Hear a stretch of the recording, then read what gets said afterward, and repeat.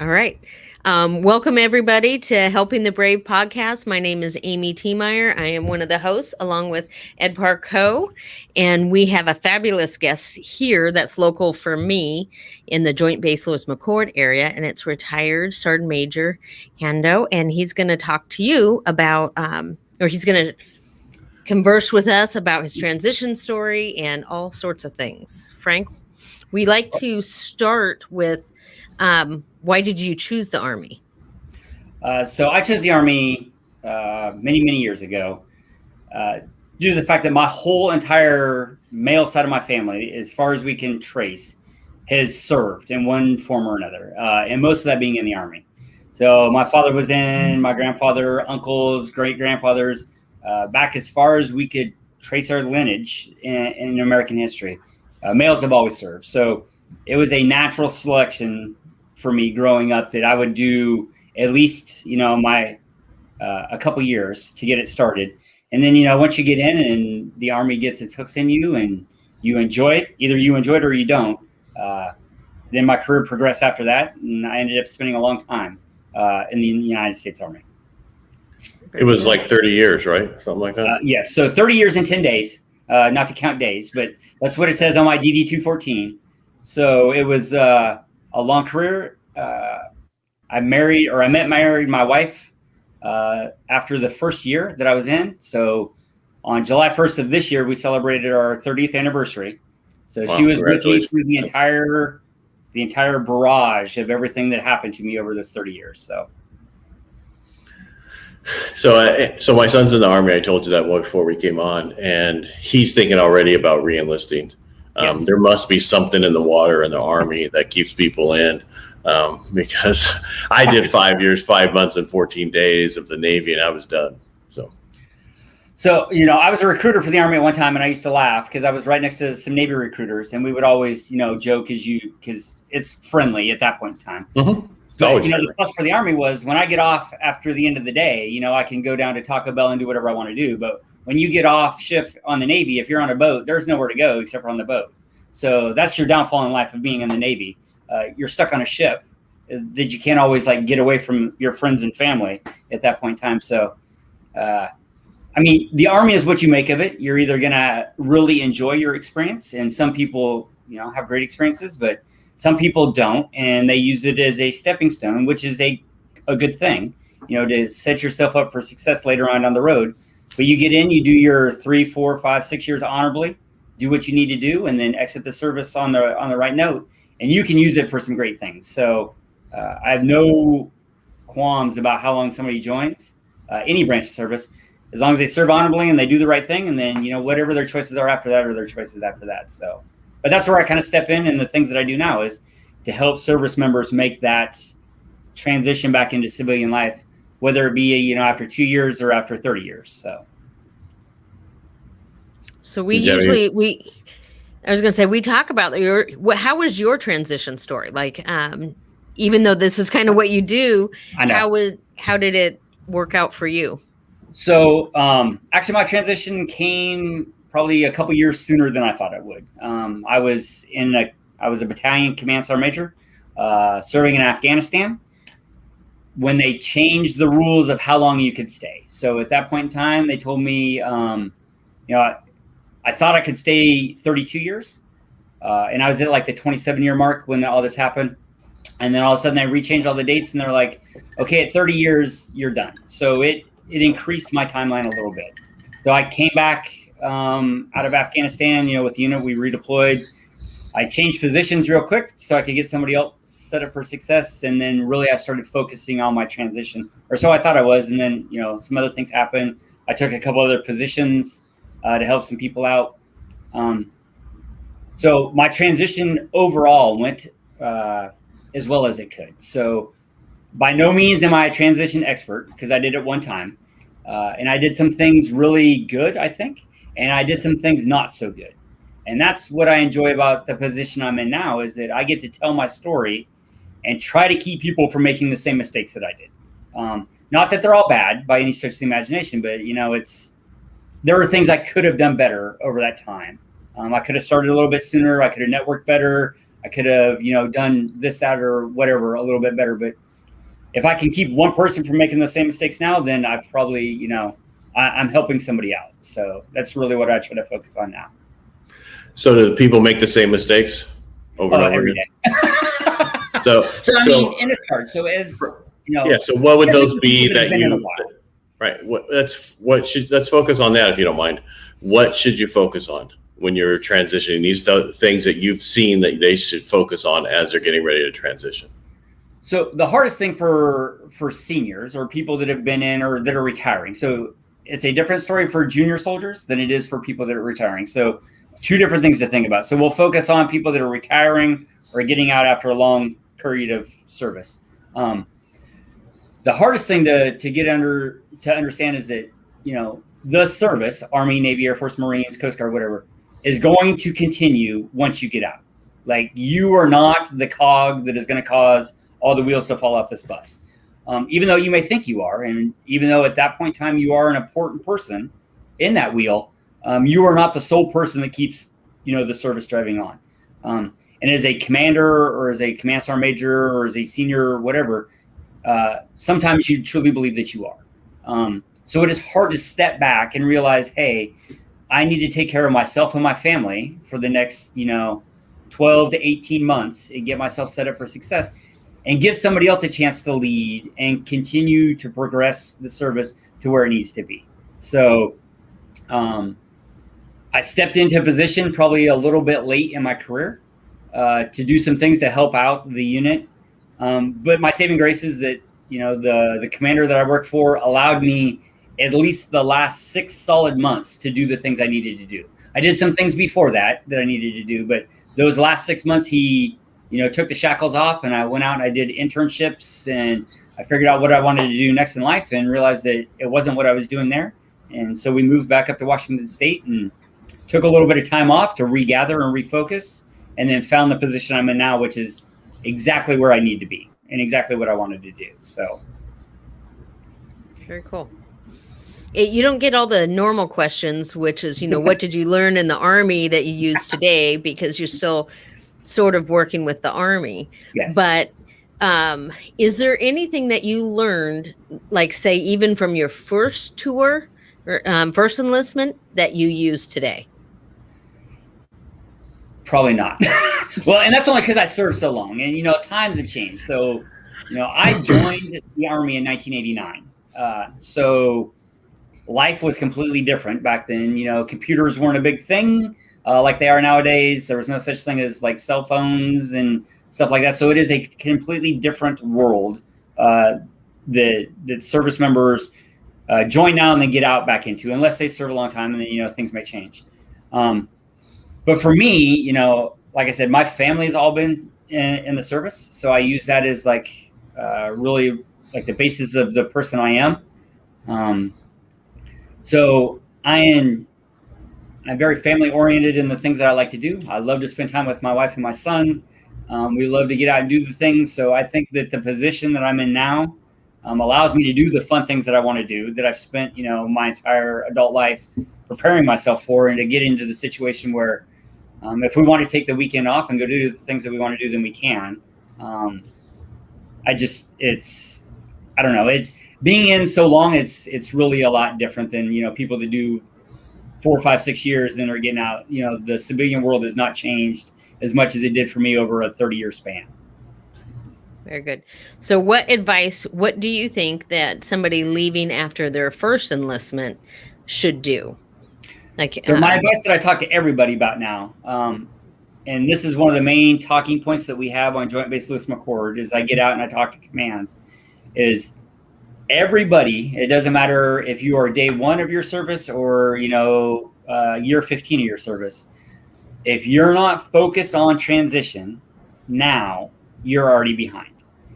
And I don't mean to say that as like you should be thinking about getting out. What I mean to say is you should be thinking about where your long-term goals across anything. Because my long-term goal when I joined the Army back in 1989 was to do 4 years of service, get out and go to college. That was my initial goal when I joined the Army. However, I married my wife, and that refocused my goals, so I readjusted. The problem that we have now is service members and even leaders don't think about what they want to do next. And during your time in service, you are missing an opportunity to set yourself up for success and use all the resources that the military is providing to their service members while they're on active duty to set yourself up. So everybody's always talking about education benefits and doing school and stuff like that. Well, yeah, a lot of service members do use education benefits, but they use it strictly to the point to get promotion points so they get promoted. Why not figure out maybe what you want to do in the future and get your degree going towards that? I have a 4-year degree in liberal studies. Do you know what that does for me? Nothing. Absolutely. It got me a lot of promotion points. But besides that, it doesn't do anything. But if I would have thought about it a long time ago, maybe I would have got that degree somewhere along human resources or business administration and been able to use it later on down the road. Or the certifications, PHR, SPHR, PMP, you name it. There's 100, I think there's 1,500 different certifications in the cool website that you can get for free in the Army. Why not figure out what it is that you might want to do later on in life and start doing that stuff now? So when the time comes for you to exit the service, you are better prepared and you're not, spinning quick circles that last 18 months trying to figure out what it is. You've been working towards this goal your whole life. I would add to that, like I always say, use volunteerism in that capacity too, Yes. because if you want to do events, if you volunteer to help coordinate events, then you learn all the things that you need, and then you could pad your resume in order to go down that direction. But you also have to realize that in volunteering, there's every same kind of position. Correct. So if you want to do web development, you want to do all of it, logistics, everything. I mean, and you know this from, your wife she's a volunteer-aholic like I am, right? Where does she volunteer? So my wife is a professional volunteer and has been for, 25 years, something like that.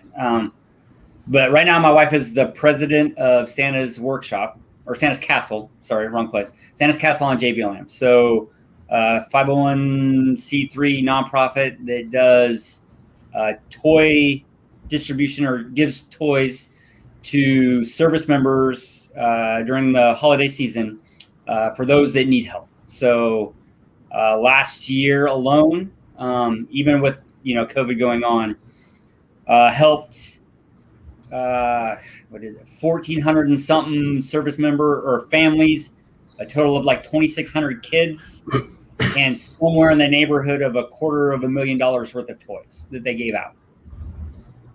So, like, she's the superhero of the family. Like, she does great and wonderful things, and is impacting more lives than I could ever dream about impacting. So, one of these days you can have her on here too. Let's go. Can we go back to transitioning? I mean, Yes. I'm not trying to. This is important. This is great to know your life and everything. But all right. So service members looking, because the big thing for me was when I was in it. I didn't start school, get my degrees. I got my bachelor's and master's while I was in. I actually finished my master's the year I got out. But I knew what I wanted after 3 years, right? The first couple of years, you really don't know. Some people don't know for years, which is okay. So you can always, even if you have a degree in basket weaving or whatever, you can always go back and get another degree or add to it.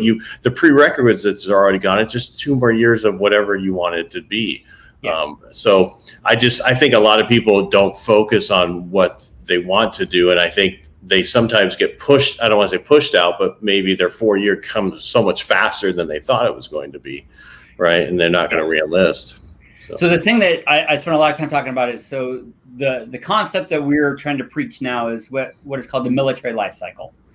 So it's been around for years, but not a lot of people even truly understand what it is. So basically in the military life cycle, your transition starts, the day you enter service and finishes somewhere between that day and, 30 years down the road. So there are 3 main focus areas of the military life cycle. So education, transition, and finances. So, Joint Base Lewis McChord has 11 different financial counselors for free that will help you do financial planning, near-term, long-term, lifetime planning, however it is that you want to look at. Of course, we have an entire education department that will help you figure out your educational goals. And then I have an entire transition center that will help you transition. But I am not only for people that are in that last 12 to 18 months. So what we talk to service members about is anytime you have a major life event, you get married, you get divorced, you have kids, you get promoted, you PCS, whatever the case may be, you should be talking to those three people. You should go in and talk to your financial counselor to make sure that your financial goals are still in place and that you are still working towards whatever it is for you and or your family, what you want long-term.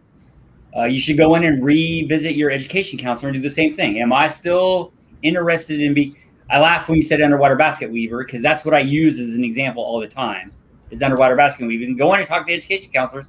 Is it still the same degree or the same certifications to be this nowadays? And if they say yes, then you should wrap back around and talk to a transition counselor who is in touch with the Department of Labor and can tell you, is that job trending up or down right now? What is the mean income? Where should you work if that's what you want to be? Or is it a dying profession that maybe you should look somewhere else? And if that is the case, then hey, we'll wrap you back around and start this process all over again. So when the time comes for you to transition out of the service, you are an educated person making the best decision for you and your family, and you're not behind, the eight ball or having to use services that you don't want to use at that time. So it's all about education now is what we're trying to do. Get as left of the bang as we can and make sure that service members are making informed decisions throughout their career. Because you never know when your career is going to end, really and truly. You may think but you could walk out of a building today and fall and bust your knee and get med boarded starting tomorrow and be out in 4 months. And if you haven't started the prep work to do that, you are behind at that point in time. And yours was an advanced degree. Mine was the intermediate. It was above it. It was above water. It was just regular earth. Basket weaving. Basket weaving. Yeah, not the advanced version, underwater. Yeah, but I still think this whole show is about transitioning and how we can help them in certain things. And even though, and we had somebody else on a couple episodes ago talking about what you just talked about, go see your financial planner, the financials, all the stuff that you guys have access to and service members have access to, and they don't even go find it or use it while they're in, right? And that's the hardest part, is just getting the word out of the services that are out there. And that's why I say, I spend at least 50% of my time educating people, giving briefs at units, talking to service members about the things that are out there. And then I spend a lot of time doing that. I spend time, talking specifically about transition. And then I spend time talking with businesses, trying to bring more people in to help service members. So, because every day we're putting new people into the service. So there's always people to educate on what's out there. And then every day there's people exiting the service that you're trying to explain to them, the best ways to get out. So I don't know when we're ever going to get ahead of it, but, that's what I spend my life trying to do right now, is get ahead and make sure that people can make informed decisions on their life. I think that's really important. I think on Tuesday, we had Jacob Summers, who's came from JBLM, but he was, I think he only served like 5-6 years and got out. And so he was talking about, like, he didn't vet the job he went to the way he would have if that's his regret. Yeah. He had done some of the, just like you, he saw some of the things that he did was good and some of the things that he did was bad. And he ended up having to have multiple jobs at once to keep, his head above water. And he did that for different years. And to some extent, we all do that when we have to, if we're not in the military, or in some even in the military. But I think that's great advice, to just constantly check in with where you are, because that's goals. Yes. I think that's even in the civilian world, knowing your own vision statement, what the goals for your family are and different things like that. And if you could get everybody sold on their participation in their own life goal, I think that would be the greatest thing. Well, and one of the hardest parts about transition is, like we keep talking about, there are people in all phases of their life. So, the person that's only done 4 years in a single has a problem set that is different than a person that has done 4 years married with 3 kids. that is different than a person that is, invested like 10 years of their life and has middle-aged kids or whatever, in high school, or, somebody that's done 20 years and is retiring. So every one of those people, it is a different set of problems, stresses, and issues that they're dealing with at the time. And no one person's is worse than the others. I mean, because it's all about your individual life, but it makes it a complicated discussion to have. And it is a discussion that, I have on a daily basis with people. And you can only give help to people that are honest with you about what's going on. And as myself, I wasn't probably as honest as I should have been with some of my counselors, probably more honest with mentors and other people that I was talking to. But it is a hard thing to try to figure out, last year alone, Joint Base Lewis McChord exited or had soldiers or service members right at 6,000 that exited JBLM last year. So that's a lot of one-on-one discussions to have with people about their future goals. And you figure, every year it's the same. So it becomes it's a fun job. I find it very rewarding, but it can be trying at times when you're trying to keep people from, living in their car under an overpass somewhere. Yeah. And I think a lot of people, when they join the military, they don't see it as a career to a certain point. They see it as a job, right? And to me, a job is like it's just over broke.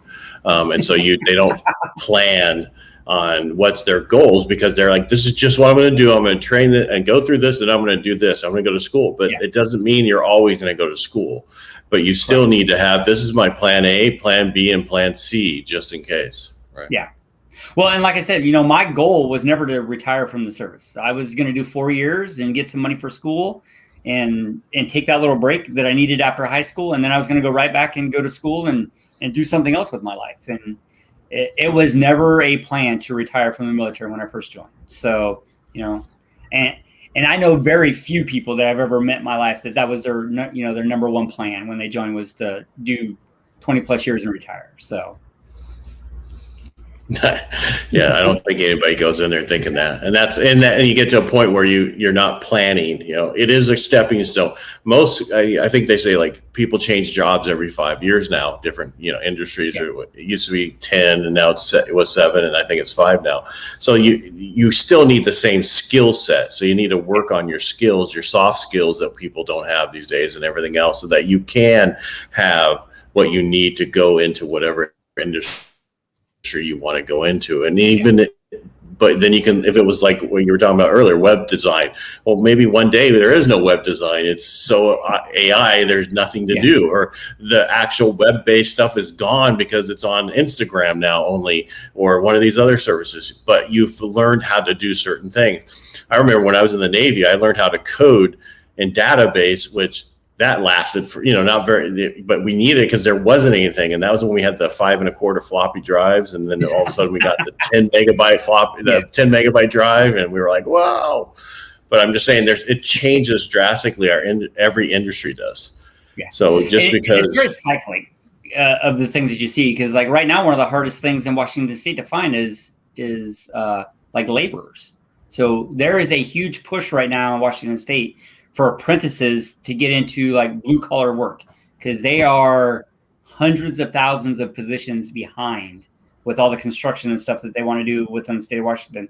So, I mean, we have active meetings, weekly with the state, trying to figure out how we can push more people into apprenticeship programs to try to get them that way, just because they're not there. It's a skill that everybody thought was kind of going away. Everybody's always on a push for going to, higher education and doing college, which there are great things to do, but you need people to go out and work with their hands, or, I'm not going to have a roof on my house, or we're not building new buildings, because AI is not going to build a new building for us yet. I say, you never know. They don't have a printer. They might have this big printer that just prints one for you. The big 3D printers that you see. And I've seen some 3D printed houses. They do it with like the concrete stuff that kind of wraps around, that are really cool, but we're not quite there all the way yet. So, right. And we still will need somebody to run all that stuff anyway. So it's still, because the construction industry is huge. I mean, all across the country right now, we're so far behind. I'm in the mortgage industry like Amy is, but she's a little different industry of the mortgage people.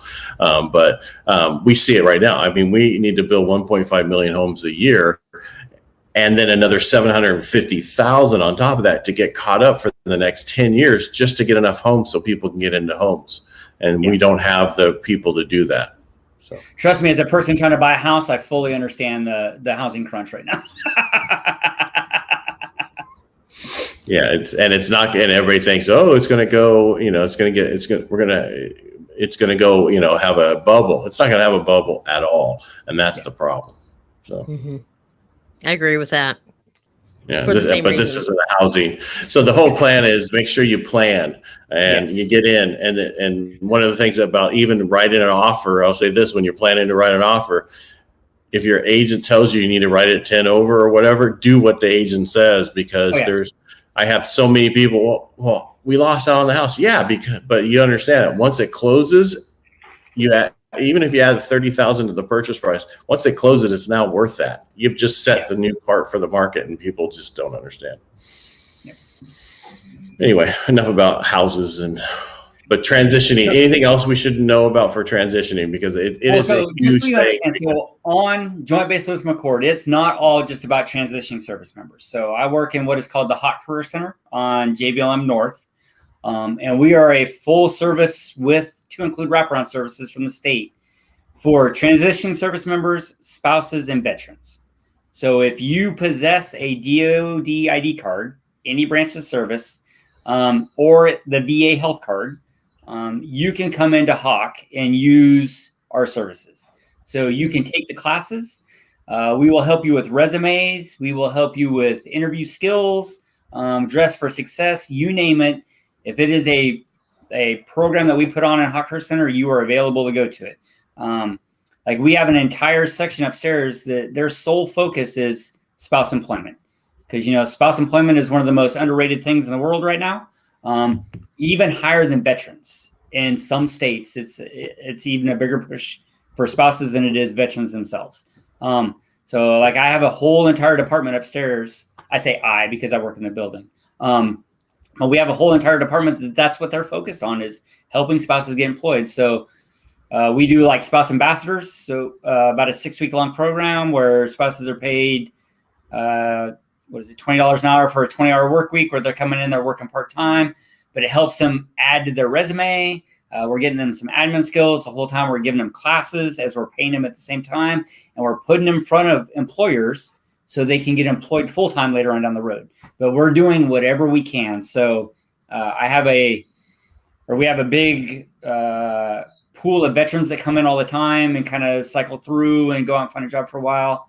And then it's the wraparound services that we have. So like I said, we have Washington WorkSource, which used to be like American Job Centers. So the WorkSource is upstairs. So DSHS, VSOPs, if you have trouble with food or whatever, we can help you with money for, EBT cards. They do career navigation, resumes, job placement throughout the state. So we try to consider ourselves like the one-stop shop for anybody, not just transitioning service members. But if you are associated with the military in some way, shape, or form, come to us if you have employment needs. We will do whatever we can to help you out. Our doors are open, it's 7:30 in the morning till 4:30 in the afternoon. And we are there to provide services to anybody that needs help. So come by and see us. And that's just up in Seattle, or not Seattle, but wherever you're at, the Joint Base, wherever you guys are at, right? So I am the one on Joint Base. So I handle Joint Base Lewis McChord, so Lewis and McChord. But I see service members that come down from all the Navy bases. So the Navy has their own program too, and they have transition centers at like Kitsap or at Birmingham. But because, JBLM is the biggest DoD entity in Washington State, people like to come here because we just have more resources. So I get Navy or, seamen that come down all the time. I get guys from the Corps that come in. We have Coasties that come in. I deal with the National Guard and the Reserves. So like I said, we consider ourselves purple because I don't have, like an Army green or whatever. If you are a DoD ID card holder, we will service you inside the building. Fabulous.